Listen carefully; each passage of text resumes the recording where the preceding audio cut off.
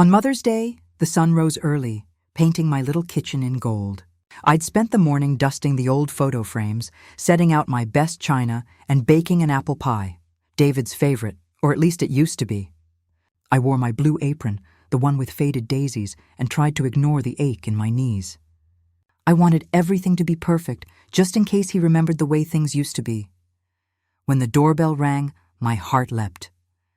I wiped my hands, smoothed my hair, and opened the door to find David standing there, tall and handsome in a crisp suit, holding a bouquet so bright it seemed to carry the morning sun inside. He smiled, but there was a tiredness in his eyes, a distance I couldn't quite name. "Happy Mother's Day, Mom," he said, his voice gentle but somehow far away. He stepped inside, placing the flowers on the table, their scent mingling with the cinnamon and apples in the air. We sat together, and for a moment, I let myself believe we were just mother and son again. No secrets, no distance, just the two of us sharing a quiet morning. But then he looked at me, his expression shifting, and asked, "Mom, my wife still sends you $5,000 every month, right? I just want to make sure you're comfortable." The words hit me like a cold wind. My hands trembled, and I gripped the edge of the table to steady myself. $5,000? For the past 8 months, I'd been living on food packages from the church and small donations from kind neighbors. I whispered, my voice barely more than a breath. "Son, the church is helping me get by." My heart pounded so loudly, I wondered if he could hear it. David's smile faded, confusion flickering across his face. Before I could say more, the front door opened again and Clara swept in, radiant in a silk dress that shimmered in the sunlight, her heels clicking on the old wooden floor. The scent of expensive perfume filled the room, sweet and sharp, almost mocking. She smiled, dazzling and cold, her eyes gliding over me as if I were a piece of furniture she'd outgrown. "Oh, Mother, you must have forgotten," Clara said, her voice honeyed and icy all at once. "I stop by every month to bring the money, remember?" She laughed lightly, as if the idea of me forgetting was amusing, as if old age was a punchline. I looked at her, my hands folded in my lap. "If you did bring it, then it must have gotten lost somewhere," I said, my voice steady but quiet. The room fell silent. I could hear the ticking of the wall clock, the hum of cars outside, and the pounding of my own heart. David looked between us, his brow furrowed, caught between the mother who raised him and the wife who now shaped his world. "Clara, you have been bringing the money, right?" "I transfer it to you every month," he said, his voice uncertain. Clara tilted her head, her smile never wavering. "Of course, David. Maybe Mother just forgot. You know, old age." Her words were soft as feathers, but they landed on my heart like stones. I nodded slightly, choosing silence. Some battles aren't meant to be fought right away. They're meant to be observed, measured, remembered. David stood, placing a hand on my shoulder. "Mom, it's probably just a misunderstanding. I'll check the accounts. I just want you to live comfortably, without worry." I smiled faintly, but inside, something had awakened, a quiet storm of suspicion and resolve. I said nothing more, just cleared the table and placed a glass of orange juice in front of him. Clara moved gracefully to his side, resting a possessive hand on his shoulder, her gaze cool and dismissive. The air in the room turned cold, even as sunlight streamed through the window. Clara's eyes lingered on the old photos of David as a boy, her smile tightening before disappearing altogether. After they left, I sat alone in the living room, sunlight spilling across the table, the scent of flowers and perfume lingering in the air. My heart ached, but my mind was clear. If you've ever been underestimated, keep watching. Because what Clara didn't know was, this Mother's Day would change everything. I sat there, replaying every word, every glance, every lie, and wondered how things had come to this. My name is Margaret Hayes, and for most of my life, I believed in the quiet power of ordinary days. I live alone now, in a small house on the edge of Dallas, the same house where I raised my son David and where my late husband Tom once filled every room with laughter. The walls are thin, the roof leaks when it rains, and the kitchen window sticks in the summer, but it's home. It's where I learned to be strong. even when the world felt determined to remind me of everything I'd lost. Tom was the kind of man who could fix anything with his hands: a leaky faucet, a broken heart, a bad day. He died 10 years ago, a sudden heart attack that left me standing in the middle of our living room, clutching a phone and a prayer, wondering how I would ever fill the silence he left behind. For a while, I tried to keep things the way they were. I kept his favorite chair by the window, his old boots by the door, and his laughter echoing in my memory. But time has a way of softening even the sharpest pain, and eventually, I learned to live with the quiet. David was my pride and joy, the boy with golden hair and a smile that could light up the darkest day. I raised him with the hope that he would grow into a good man, someone who remembered where he came from, no matter how far he went. I worked as a bookkeeper at the local grocery for years, pinching pennies and clipping coupons, making sure David never went without. I taught him to say please and thank you, to help his neighbors, to pray before bed. I watched him grow from a curious child into a determined young man, always reaching for something just out of sight. He was smart, ambitious, and restless. After college, he started his own tech company, and before long, he was making more money in a year than Tom and I had made in a lifetime. He bought a house in Park Cities, a mansion with marble floors and a pool in the backyard. He drove a brand new Tesla, wore tailored suits, and traveled to places I'd only ever seen in magazines. I was proud, of course. What mother wouldn't be? But sometimes, when I looked at him, I wondered if the boy I'd raised was still in there, somewhere beneath the polished surface. My days are simple now. I wake early, make a pot of coffee, and tend to my garden. The roses Tom planted for our anniversary still bloom every spring, stubborn and bright. I sweep the porch, feed the birds, and sometimes teach Bible classes at St. Mary's Church down the street. The church has become my second family, a place where I'm needed, where my hands and heart still have purpose. I help with the food pantry, organize bake sales, and listen to the stories of women who, like me, have learned to carry their burdens with grace. Money has always been tight, but I manage. I keep a careful ledger, tracking every dollar that comes in and goes out. I know exactly how much I can spend on groceries, how much I need for medicine, and how to stretch a meal when the pantry is bare. The church helps when they can, dropping off food packages and checking in on me when the weather turns bad. My neighbors are kind too. Mrs. Alvarez brings tamales at Christmas, and the Johnson kids shovel my walkway after a rare Texas snow. Still, there are days when the loneliness settles in, heavy and cold. I miss the sound of Tom's voice, the way David used to burst through the door after school, his backpack slung over one shoulder, his face flushed with excitement. I miss the chaos of family dinners, the clatter of dishes, the warmth of laughter filling every corner of the house. Now, the rooms are quiet. The only sounds the ticking of the old wall clock and the distant hum of traffic. David visits when he can, though not as often as he used to. He always comes bearing gifts. Flowers, chocolates, sometimes a new gadget he insists will make my life easier. He hugs me, tells me he loves me, and promises to call more often. But there's a distance between us now, a polite formality that wasn't there before. He asks about my health, my garden, the church, but never about the things that matter most. I wonder if he notices the cracks in the ceiling, the worn carpet, the way I ration the heat in winter. Then there's Clara. She swept into David's life like a summer storm, beautiful, ambitious, and always perfectly put together. She wears silk dresses and diamond earrings, her hair always styled, her nails always immaculate. She's polite, but there's a chill beneath her words, a sense that she's always measuring, always calculating. She calls me mother with a smile that never quite reaches her eyes. When they visit, she brings expensive gifts, French candles, imported chocolates, bouquets that look too perfect to be real. But her presence fills the room with a coldness I can't shake. I try to be gracious, to welcome her into the family, but I can't help feeling like an outsider in my own home.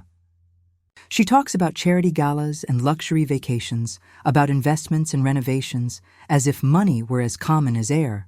Sometimes I catch her glancing around my house, her eyes lingering on the faded curtains, the chipped teacups, the old photographs on the mantel. I wonder what she sees, a relic, a burden, a reminder of a life she never wanted. Despite everything, I find joy in small things. The first bloom of the season, a letter from an old friend, the laughter of children playing outside. I bake bread for the church, knit blankets for the shelter, and lose myself in the pages of my favorite books. I remind myself that I am more than my circumstances, more than the sum of what I have or don't have. But sometimes, late at night, I lie awake and wonder how a family that once felt so close could end up so divided. What secrets are hidden behind closed doors? What words left unspoken? What wounds left to fester? I think about David's question, about the money Clara was supposed to bring, and I remember the first time I suspected something was wrong. It was a small thing, really, a missed phone call, a promise that never quite materialized. But sometimes it's the smallest cracks that let the darkness in. It was a Tuesday morning when the phone rang, its shrill sound slicing through the quiet of my kitchen. I wiped my hands on my apron and answered, expecting a telemarketer or perhaps a reminder from the pharmacy. Instead, it was Mrs. Alvarez from next door, her voice warm and familiar. "Margaret, the church is delivering food boxes this afternoon. I told them you'd be home. I hope that's all right?" I thanked her, my heart swelling with both gratitude and embarrassment. I'd always prided myself on being able to manage, but lately, the price of everything seemed to climb higher than my pension could reach. I hung up and sat at the table, staring at the sunlight dancing across the faded tablecloth. The thought of charity food arriving at my door made me feel both grateful and small. I glanced at the calendar, counting the days since David's last visit. 8 months, he'd said. 8 months of $5,000 a month. $40,000. The number echoed in my mind, impossible and heavy. I reached for my old passbook, the one I kept tucked in the kitchen drawer, and flipped through the pages. The numbers were neat, every deposit and withdrawal carefully recorded. But there was no sign of any large deposits, no mysterious transfers, no evidence of the money David believed was keeping me comfortable. A knot formed in my stomach. Had I missed something? Was there another account I'd forgotten about? I tried to recall every conversation with Clara, every visit, every envelope or check that might have slipped my mind. But the memories were clear, sharp as glass. There had been no money, only gifts and polite smiles. Later that week, after Bible study at St. Mary's, I lingered in the church hall, helping to stack chairs and sweep the floor. My friend Ruth, a woman with kind eyes and a sharp tongue, noticed my silence. "You look troubled, Margaret. Is everything all right at home?" I hesitated, unsure how much to share. "It's just, David thinks Clara's been bringing me money. A lot of money, but I haven't seen a penny. I keep wondering if I'm forgetting something or if I'm just getting old." Ruth shook her head, her expression fierce. "You're not losing your mind. You remember every detail, every birthday, every recipe. If you say you haven't received it, then you haven't. Don't let anyone make you doubt yourself." Her words settled over me like a warm blanket, but the doubt still lingered. Was it possible I'd forgotten? Was I slipping, just as Clara so often hinted? That night I lay awake, replaying every conversation, every visit. Every time Clara had breezed through my door with her perfect hair and perfect smile. A few days later, Clara arrived unannounced, her car gleaming in the driveway. She swept into the kitchen, her perfume filling the air, and set a box of pastries on the counter. "I thought you might like these, Mother," she said, her voice syrupy sweet. I poured us both tea, my hands steady despite the nerves fluttering in my chest. As we sat, I tried to sound casual. "Clara, I was just looking at my bank book the other day. David mentioned you've been bringing money every month. I haven't seen anything come through. Do you remember how you sent it?" For a split second, her eyes flickered, but her smile never faltered. "Oh, Mother, I've brought it every month. Maybe you misplaced it? Or maybe the bank made a mistake. You know how confusing things can get as we get older."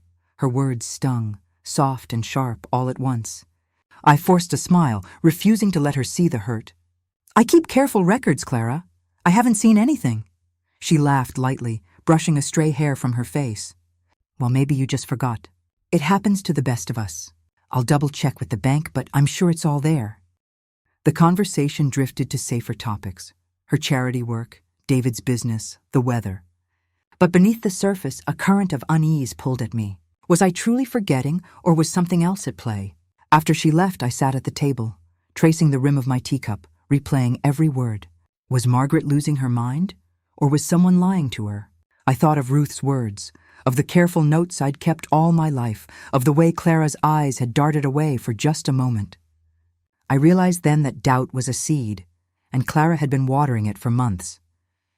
But I wasn't ready to let it grow. Not yet. That night, I opened my old notebook and wrote down everything I could remember: dates, gifts, conversations, every detail that might matter. I read over my notes, searching for patterns, for proof that I wasn't imagining things. The more I wrote, the clearer it became. I wasn't the one forgetting. Someone else was hoping I would. What would you do if your own family doubted your memory? Would you let it go, or would you fight to prove the truth? As I closed my notebook, a new feeling settled in my chest, not fear, but determination. I would find out what was really happening, no matter what it took. And with that, my doubts turned to resolve, and I knew the time had come to start looking for answers. I began to write everything down. Each time Clara called or stopped by, I made a note in my old brown notebook, the one with the frayed corners and the faded gold initials Tom had given me for our 30th anniversary. I wrote the date, the time, what she wore, what she brought, and every word she said. I wrote down the way her eyes darted around the room, the way her smile tightened when I mentioned money, the way she always seemed to have an excuse ready before I even asked a question. At first, it felt strange, almost sneaky, to keep such careful records of my own family. But the more I wrote, the more I realized how much I'd been doubting myself. I'd always trusted my memory, my instincts, my sense of what was right and true. But Clara's gentle suggestions, her little jokes about old age and forgetfulness, had started to wear me down. I needed proof, not just for David, but for myself. I visited the bank on a bright Thursday morning, my heart pounding as I waited in line. The young teller, Molly, greeted me with a smile. I handed her my passbook and asked, as calmly as I could, if there had been any large deposits or transfers from David Hayes in the past 8 months. She clicked through her computer, her brow furrowing. "I'm sorry, Mrs. Hayes. There's nothing here except your regular pension and a few small deposits." "No transfers from your son." I thanked her, my hands shaking as I tucked the passbook back into my purse. Outside, the Texas sun was hot and bright, but I felt a chill settle in my bones. I sat on a bench beneath the old oak tree, watching the cars go by, and tried to make sense of it all. If David was sending the money, and I wasn't receiving it, then where was it going? Clara's visits became more frequent after that, as if she sensed my growing suspicion. She arrived with boxes of pastries, bouquets of lilies, and once, a silk scarf in a shade of blue that matched nothing I owned. She talked about her charity work, her Pilates classes, her plans for a new kitchen remodel. She never mentioned the money, and neither did I, not directly. But every time she left, I wrote down everything I could remember, every detail that seemed out of place. The house felt emptier than ever. I found myself wandering from room to room, dusting shelves that didn't need dusting, rearranging the same stack of books on the coffee table. I missed the days when David was small, when he'd curl up beside me on the couch and beg for one more story before bed. I missed Tom's steady presence, the way he could make me laugh even on the hardest days. The silence pressed in on me, heavy and cold. Sometimes I'd sit at the kitchen table and flip through old photo albums, searching for comfort in the faces of the people I loved. There was David at 5, grinning with a gap-toothed smile, his arms wrapped around a scruffy dog we'd rescued from the shelter. There was Tom, holding a fishing rod and laughing as the sun set behind him. There was me, younger and braver, certain that love and hard work would be enough to keep us safe. But the present was different. The world felt sharper, less forgiving.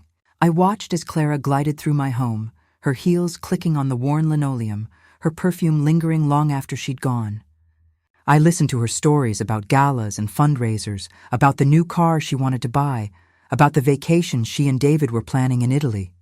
I wondered if she ever thought about what it meant to go without, to count every penny, to pray for a little extra at the end of the month. I wrote it all down. Every word, every gesture, every lie. I wrote about the way David's voice sounded on the phone, distracted, hurried, always promising to visit soon. I wrote about the way Clara's eyes flickered when I mentioned the bank, the way she changed the subject, the way she always seemed to be in a rush to leave.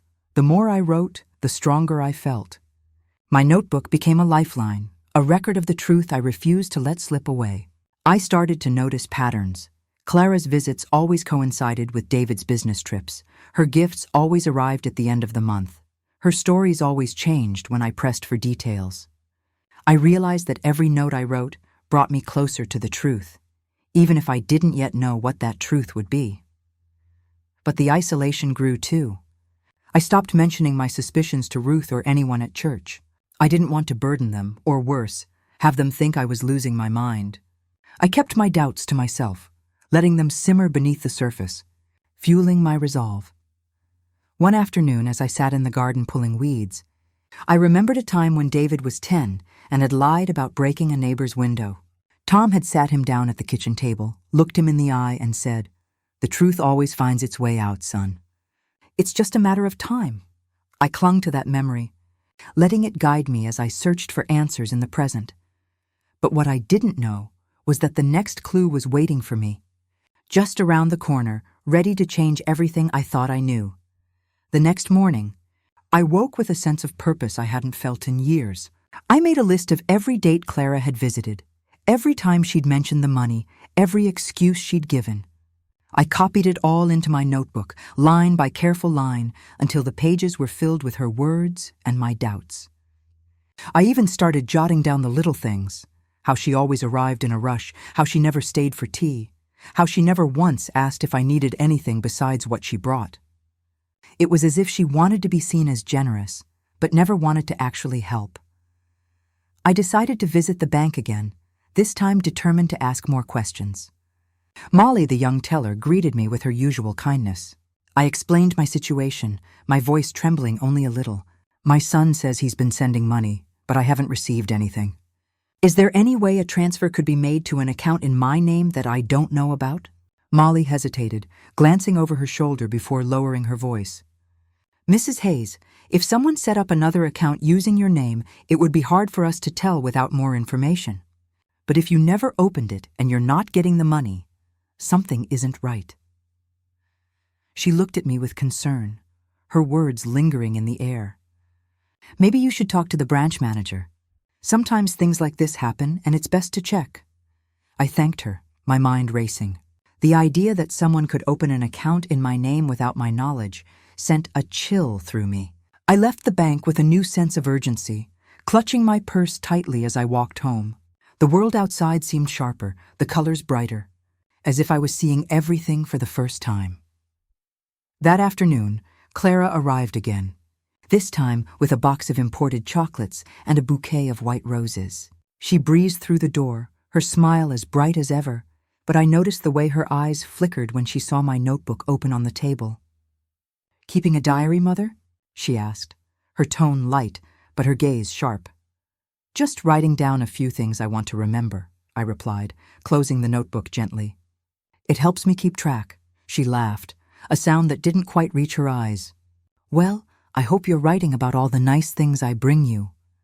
She set the chocolates on the counter, her fingers lingering on the box, as if she didn't want to let go. "David's been so busy lately, but he worries about you. He wants to make sure you're comfortable." I nodded, watching her carefully. "I appreciate the thought. But you know, Clara, I still haven't seen any of that money David mentioned." I checked with the bank again. "They said there's nothing." She paused, her smile faltering for just a moment before she recovered. "Oh, Mother, you must be mistaken. I've brought it every month. Maybe you misplaced it, or maybe the bank made a mistake. You know how confusing things can get." Her words were like a script she'd rehearsed, each line delivered with practiced ease. But I saw the tension in her jaw, the way her hands fidgeted with the ribbon on the chocolate box. I wrote it all down after she left. Every word, every gesture, every lie. The days blurred together, each one marked by a new entry in my notebook. I wrote about the way the house felt colder now, the way the silence pressed in on me at night. I wrote about the memories that haunted me, David's laughter echoing down the hallway, Tom's steady hand on my shoulder, the warmth of family dinners long gone. I wrote about the ache in my chest, the longing for things to be different, the hope that somehow the truth would set things right. But I also wrote about my resolve. I would not let Clara's lies define me. I would not let her steal my dignity along with my son's money. I would find the truth, no matter how long it took, no matter how much it hurt. One evening, as I sat by the window watching the sun set behind the old oak tree, I thought about all the secrets that can hide in plain sight. I thought about the way Clara smiled, the way David looked away when I asked too many questions, the way the world seemed to turn a blind eye to the quiet suffering of women like me. I realized then that I was not alone. There were others, mothers, widows, grandmothers, who had been underestimated, dismissed, forgotten. Every note I wrote brought me closer to the truth. Every detail I recorded was a step toward justice, but what I uncovered next would shock me to the core. The next morning, I returned to the bank, this time asking to speak with the branch manager. I explained my concerns, my suspicions, my fear that something was terribly wrong. He listened patiently, nodding as I spoke, and promised to look into it. As I left his office, Molly caught my eye and gave me a reassuring smile. Later that day, my phone rang. It was the manager, his voice serious. "Mrs. Hayes, we found something unusual. There is another account under your name, but the signature on the paperwork doesn't match the one we have on file for you. I think you should come in and take a look." My hands shook as I hung up the phone. A wave of fear and relief washed over me. I wasn't losing my mind. I wasn't forgetting. Someone had gone to great lengths to keep the truth from me, and now I was closer than ever to finding out who and why. I sat at my kitchen table, the phone still trembling in my hand, staring at the notepad where I'd written the bank manager's words. Another account under your name. Signature doesn't match. The truth pressed in on me, cold and sharp. I thought of Clara's careful smiles, her quick deflections, the way she always seemed to know just what to say to make me doubt myself. Could someone you trust forge your name? Could a woman who called you mother look you in the eye and steal from you month after month while you counted pennies and rationed soup? I pressed my palm to my chest, feeling the ache of betrayal settle deep in my bones. For a moment, I let myself grieve, not just for the money, but for the years I'd spent believing I was safe in my own family. I thought of Tom, of the way he'd always said, "Margaret, you're stronger than you think." I wondered what he would say now, if he'd be proud of me for fighting, or if he'd simply hold my hand and let me cry. But I didn't cry. Not this time. Instead, I reached for my coat and my purse, tucking my notebook inside. I needed guidance, and there was only one person I trusted to give it: Reverend Cole at St. Mary's. The church was quiet when I arrived, the afternoon sun slanting through the stained glass, painting the pews in colors that reminded me of hope. I found Reverend Cole in his office, sorting through hymnals, his silver hair catching the light. He looked up, concern softening his features. "Margaret, is everything all right?" I sat across from him, my hands folded tightly in my lap. I told him everything: the missing money, the fake account, the way Clara had made me question my own mind. I showed him my notebook, the careful records, the patterns I'd uncovered. He listened without interrupting, his eyes kind and steady. When I finished, he was silent for a long moment. Then he said, "You have always been a woman of faith and integrity, Margaret. But faith does not mean letting others walk over you. Sometimes standing up for yourself is the most faithful thing you can do." His words settled over me like a blessing. I felt something shift inside, a quiet fury, a resolve that burned away the last of my doubt. I was done being silent. I was done letting Clara's lies define me. I would gather every scrap of evidence, every note, every bank statement, and I would confront the truth head on. Reverend Cole reached across the desk and squeezed my hand. "You are not alone in this. If you need help, you have friends here. And if you need someone to stand with you, I will be there." I left the church with my head held high, the late afternoon breeze cool against my cheeks. I walked home slowly, letting the anger and grief settle into something steadier: determination. I thought of all the times I'd been told to be quiet, to be grateful, to accept what I was given. I thought of the women at church, the widows and mothers who had learned to swallow their pain and keep going. I thought of David, my son, and how much I wanted him to know the truth, not just about the money, but about the strength of the woman who raised him. That evening, I sat at my kitchen table and spread out every piece of evidence I had.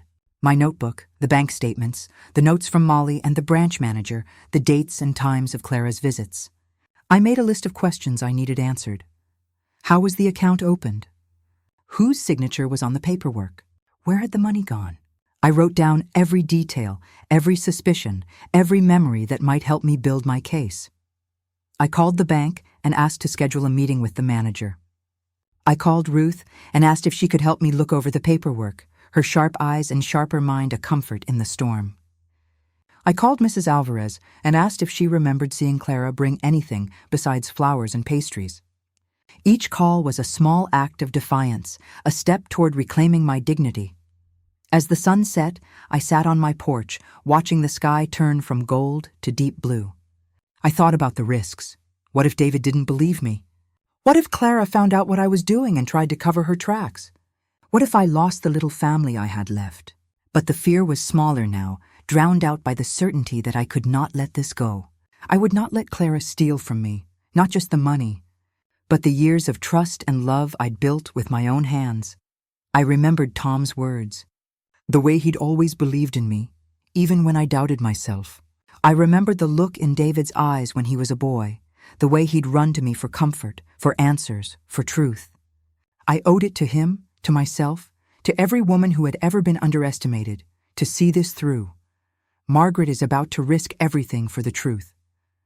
I stood up, my resolve as steady as the old oak tree in my yard, and began to make a plan. I would reach out to old friends, to allies I hadn't seen in years. I would gather every piece of evidence, every witness, every scrap of truth. I would not rest until the truth was known, no matter the cost. And as the first stars appeared in the evening sky, I felt a sense of peace settle over me. I was not alone. I was not powerless. I was Margaret Hayes, and I was ready to fight for what was rightfully mine. The next morning, I woke with a sense of purpose that felt almost foreign after so many months of doubt. I made myself a strong cup of coffee and sat at the kitchen table, my notebook open, the morning sun spilling across the pages. I knew I couldn't do this alone.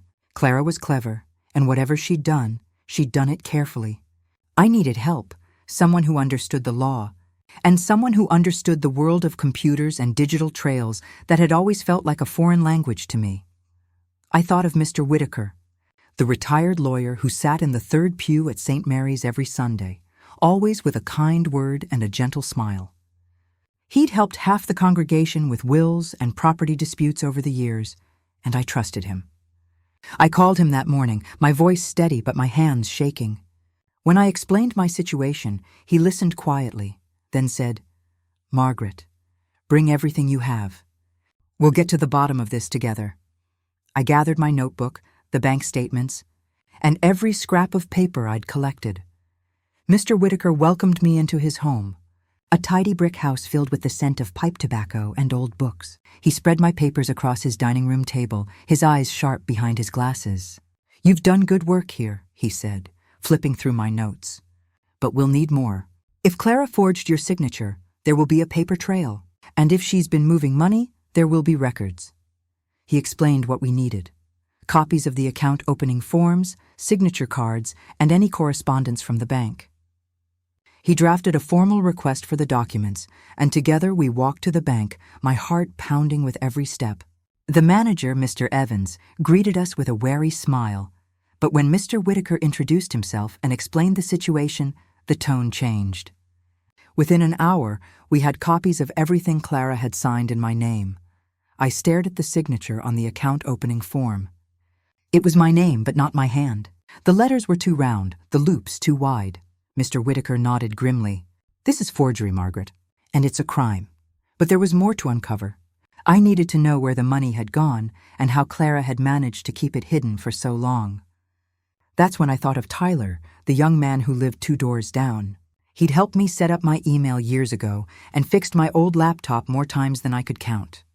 I called him that afternoon, and when I explained what I needed, he came right over, his backpack slung over one shoulder, his eyes bright with curiosity and concern.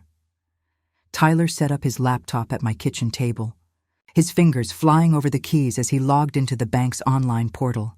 "Let's see what we can find," he said, his voice gentle. He traced the transfers from David's account, following the digital trail through a maze of transactions. "Here's the pattern," he said, pointing to the screen. "Every month David's money goes into this account, the one Clara opened in your name. But then, almost immediately, it's transferred out to another account. This one's in Clara's name." My breath caught in my throat. The evidence was right there, in black and white. Tyler printed out the records, highlighting the transfers, the dates, the amounts. "She's been moving the money as soon as it lands. That's why you never saw a penny." I thanked him, my voice thick with emotion. "You're a blessing, Tyler. I don't know what I would have done without you." He smiled, squeezing my hand. "You're not alone, Mrs. Hayes. We'll get her." With Mr. Whitaker's legal expertise and Tyler's technical skills, I felt my confidence grow. We organized the evidence into a binder, bank documents, forged signatures, digital records, and my own meticulous notes. Mr. Whitaker explained what would happen next.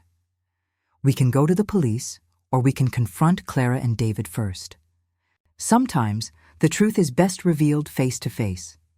I spent the next few days preparing myself for what was to come. I rehearsed what I would say, how I would present the evidence, how I would answer the questions I knew David would ask. I thought about the risk. What if David refused to believe me?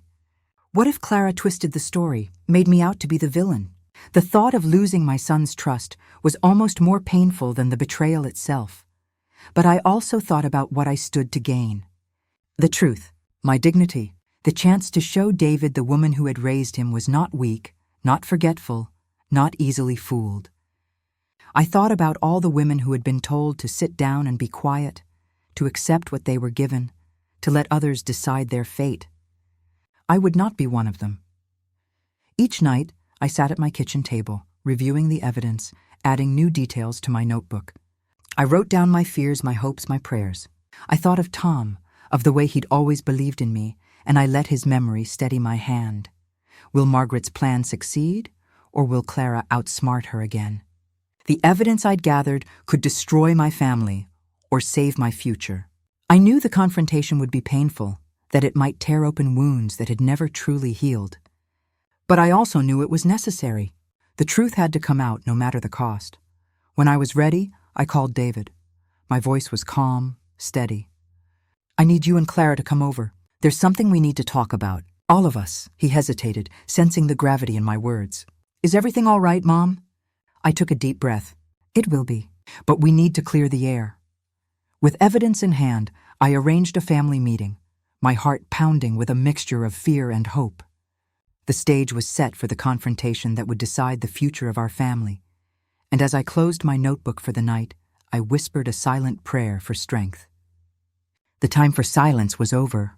The truth was coming, and I was ready to face it, no matter what it might bring. The day of the meeting arrived with a sky heavy and gray, as if the world itself sensed the storm brewing inside my little house.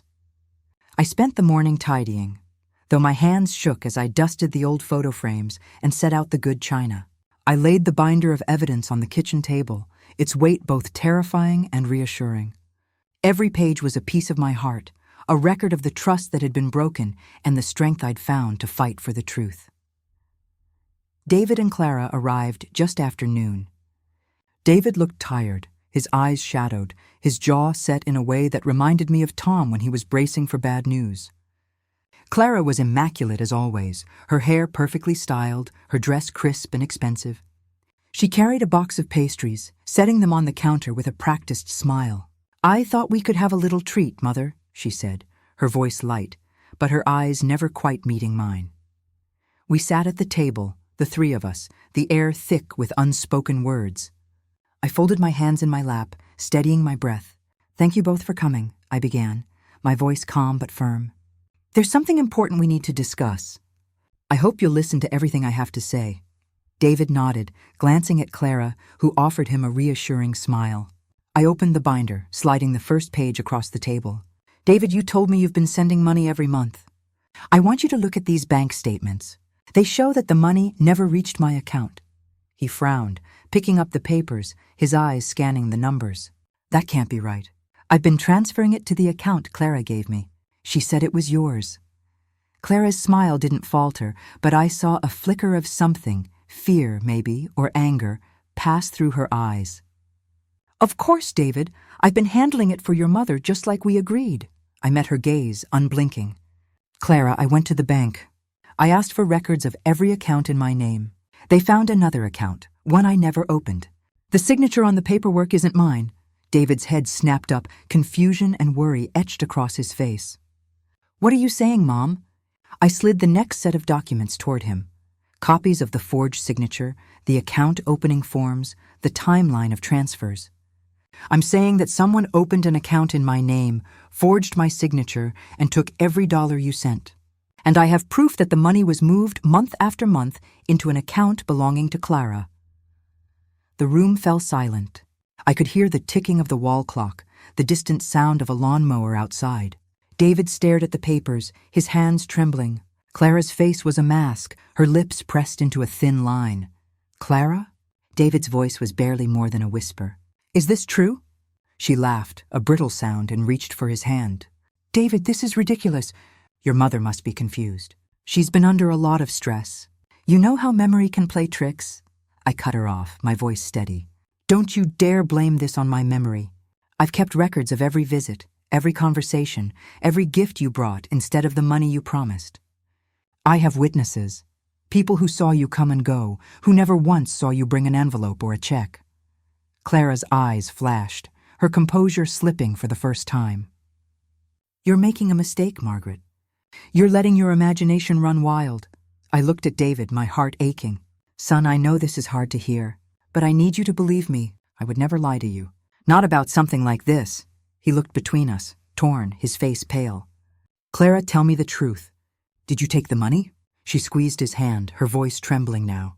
David, I did everything for your mother. I took care of her. I brought her gifts. I shook my head, my resolve unbreakable. You brought me flowers and pastries, Clara, but you never brought the money. You never even asked if I needed it. You just wanted David to think you were generous, while you took what wasn't yours.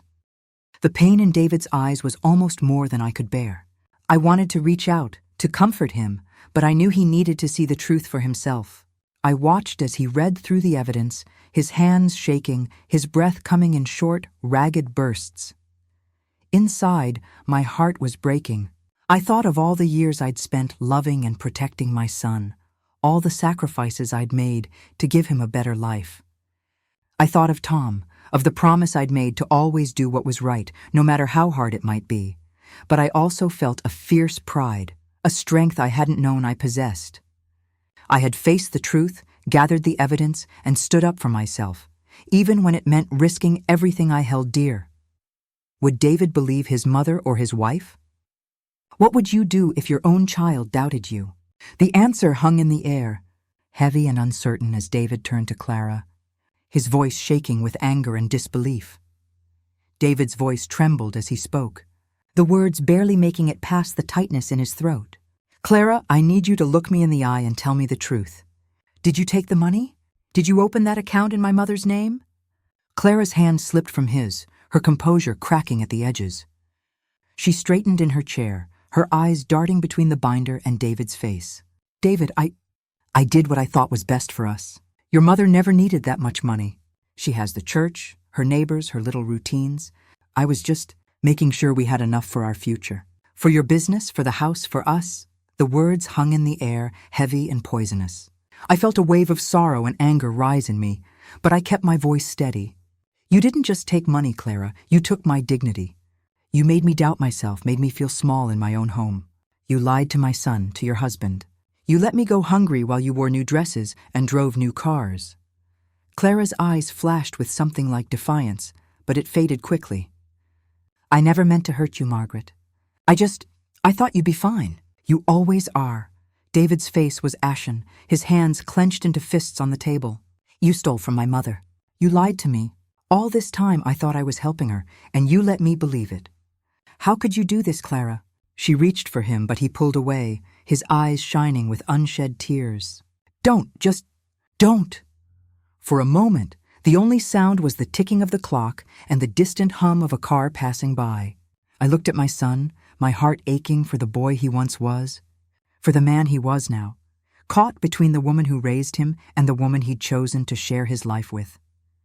Inside, I felt the years of loneliness and struggle, the quiet meals eaten alone, the nights spent worrying about bills and broken appliances. I remembered the warmth of family dinners, the laughter that used to fill this house, and the cold silence that had taken its place. I remembered every time Clara had smiled at me, every time she'd called me mother with that icy sweetness, every time she'd made me question my own mind. But I also felt something else, a deep, unshakable strength. I had survived loss, betrayal, and hardship. I had found the courage to seek the truth, to stand up for myself, to demand respect. I looked at Clara, and for the first time, I saw her not as a threat, but as a woman who had built her life on lies and fear. David's voice was raw, his anger barely contained. "We're going to the police, Clara. You're going to make this right. Every cent, every lie. I can't believe you would do this to my mother." "To me?" Clara's shoulders slumped, her bravado gone. "David, please. We can fix this. I'll give the money back. I'll do whatever you want. Just don't ruin everything." He shook his head, his jaw set. "You already did." I reached across the table, placing my hand gently over David's. "Son, I know this is hard, but the truth had to come out. We can't build a family on secrets and lies." He squeezed my hand, his grip tight and desperate. "I'm so sorry, Mom. I should have listened. I should have seen it." Tears pricked my eyes, but I blinked them away.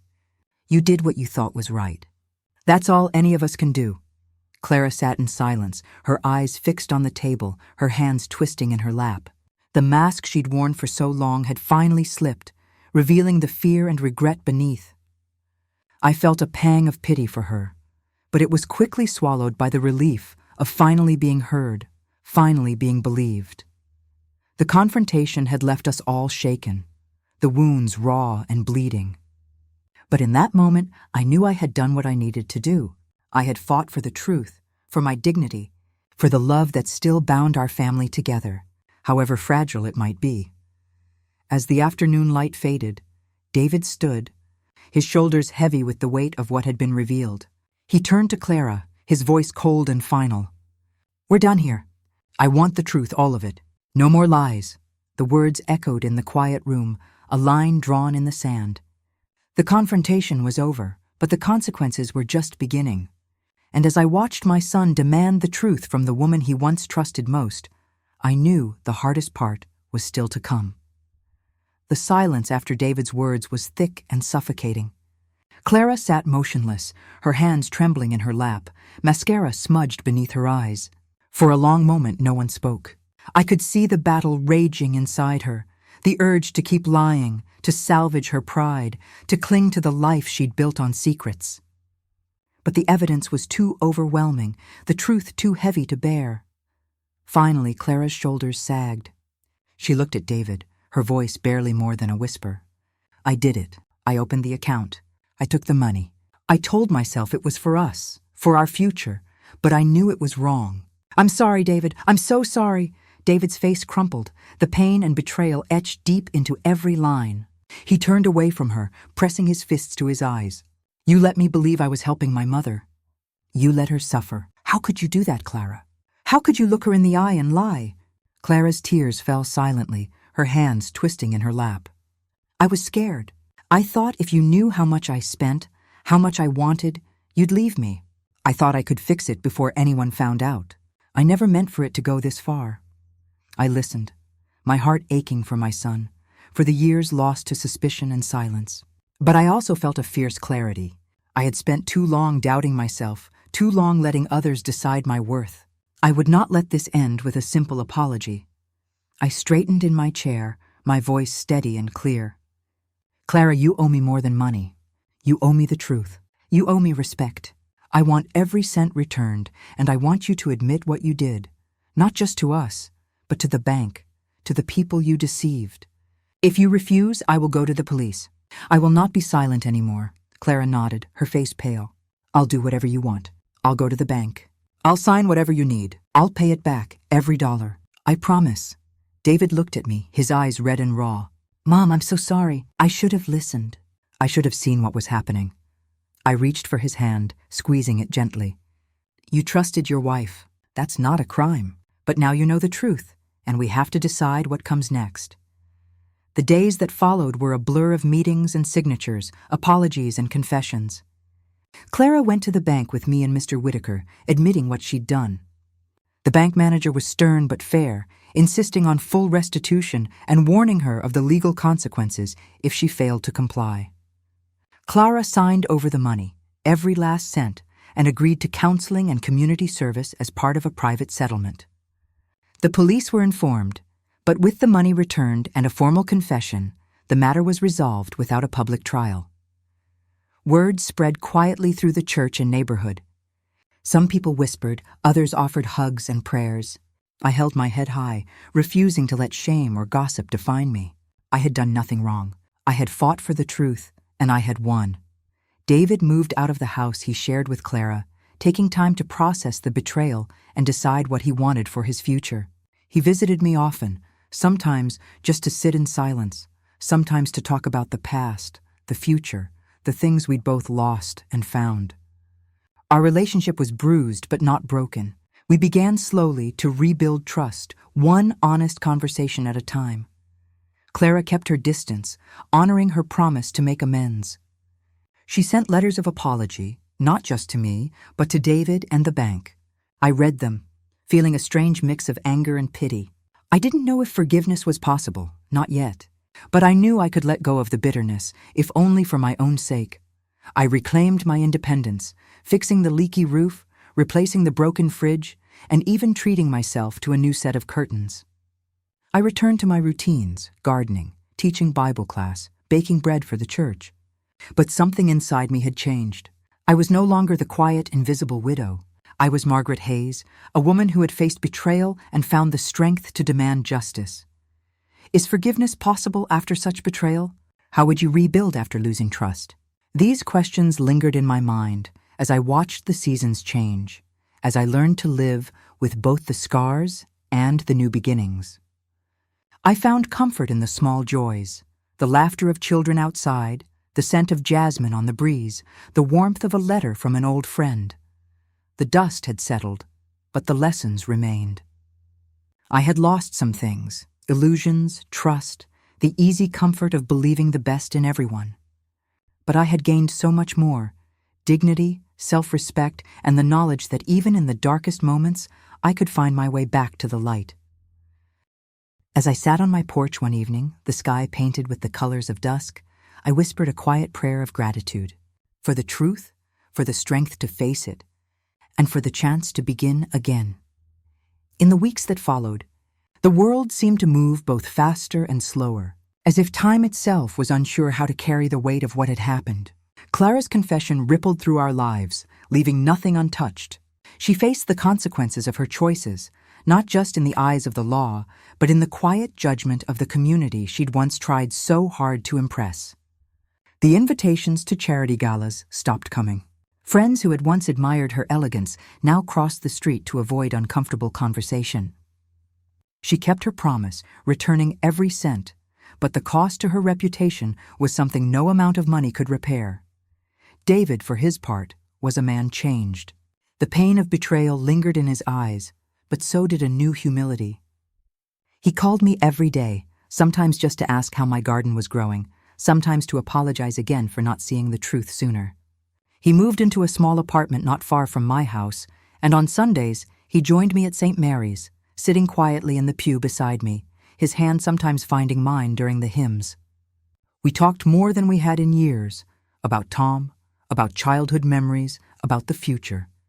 There were awkward silences, moments when the old wounds ached. But there was also laughter, forgiveness, and the slow, careful rebuilding of trust. I found myself surrounded by kindness in places I hadn't expected. The women at church brought casseroles and flowers, their hugs warm and wordless. Mrs. Alvarez left fresh tamales on my porch, and Ruth stopped by with a new book and a listening ear. Even Tyler, my tech-savvy neighbor, checked in from time to time, making sure my computer was running smoothly and that I knew how to spot a scam. I realized that for all the loneliness I'd felt, I was never truly alone. With the money returned, I was able to fix the things that had been quietly falling apart for years. The roof no longer leaked, the refrigerator hummed contentedly, and I even splurged on a new armchair for the living room, a soft blue one that reminded me of the sky on a clear Texas morning.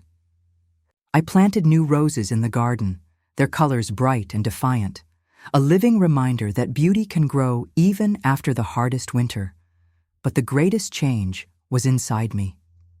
I felt lighter, as if a burden I'd carried for years had finally been set down. I no longer second-guessed my memory or my worth. I no longer let the opinions of others define my happiness. I had faced betrayal and come through it not just intact, but stronger. I had learned that resilience isn't about never falling. It's about getting up again and again, no matter how many times life tries to knock you down.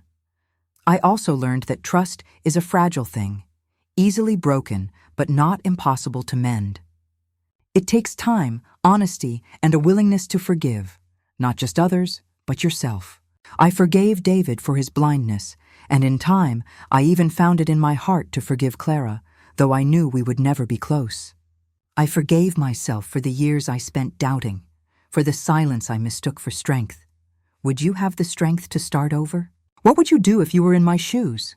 These questions echoed in my mind as I moved through my days, each one a reminder that life is never as simple as we hope, but always richer than we fear. I returned to my routines with a new sense of purpose.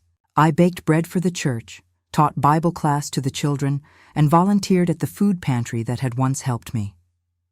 I found joy in small things: a letter from an old friend, the laughter of children playing outside, the scent of jasmine on the evening breeze. I realized that happiness isn't something you wait for. It's something you choose every day in 100 small ways. As the seasons changed, so did I. I let go of old hurts, made room for new beginnings, and opened my heart to the possibility of joy. I was no longer just a widow, or a mother, or a victim. I was Margaret Hayes, a woman who had faced the worst and found, in the end, that she was more than enough. And as I sat on my porch one quiet evening, watching the sun set behind the old oak tree, I felt a peace I hadn't known in years. The world was still imperfect, still full of challenges and heartache, but I knew now that I could face whatever came next. I had learned to trust myself, to stand up for what was right, and to believe that, no matter how dark the night, the dawn would always come. If you've listened this far, I want to thank you for sharing this journey with me. I know I'm not the only one who's ever felt betrayed by someone they trusted or doubted their own memory when the world tried to convince them they were wrong. Maybe you've been in my shoes. Maybe you faced a moment when the people you loved most let you down, and you had to find the strength to stand up for yourself, even when your voice trembled. Have you ever been betrayed by someone you love? What did you do? Did you find the courage to speak your truth, or did you carry the weight in silence, hoping things would change? I'd love to hear your story. Your comment could help someone else find their voice, or give comfort to someone who's still searching for answers. Sometimes, just knowing you're not alone is enough to make all the difference. If you were in my place, would you have fought for the truth, even if it meant risking your family? Would you have forgiven, or would you have walked away? There's no right or wrong answer, only the path that feels true to your heart. I hope you'll share your thoughts below, because every story matters, and every voice deserves to be heard. If this story touched you, please consider liking and sharing it so others can find hope and strength in these words. And if you want to hear more stories of justice, redemption, and the quiet power of ordinary people, don't forget to subscribe. There are so many more journeys to share, stories of mothers and daughters, of second chances, of finding light in the darkest places. Thank you for being part of this community, for listening, for caring, and for reminding me and each other that we are never truly alone. Until next time, take care of your heart, trust your instincts, and remember, even when the world tries to silence you, your truth matters.